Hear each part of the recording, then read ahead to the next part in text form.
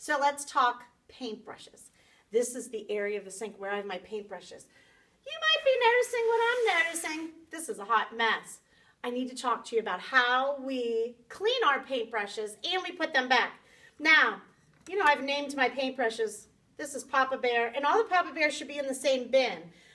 You may notice some of them are falling out like this. We want to make sure we really take care and be very respectful with and responsible with our paintbrushes. Now, when you're cleaning them out, make sure you get all of that paint off the metal part, all the paint out of, I like to say, Papa Bear's hair. Once you've done that, kind of rinse it off.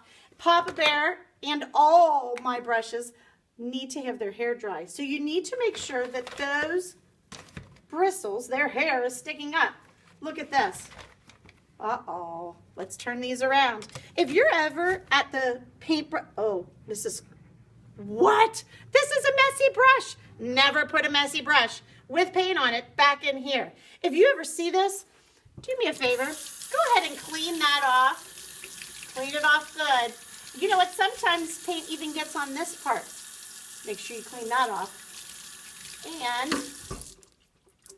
put it back, sticking up. Oh, look at this.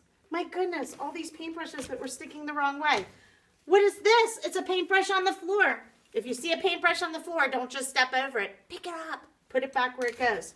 Also, if you're on my sink team, your job is to make sure all the paintbrushes are in here correctly.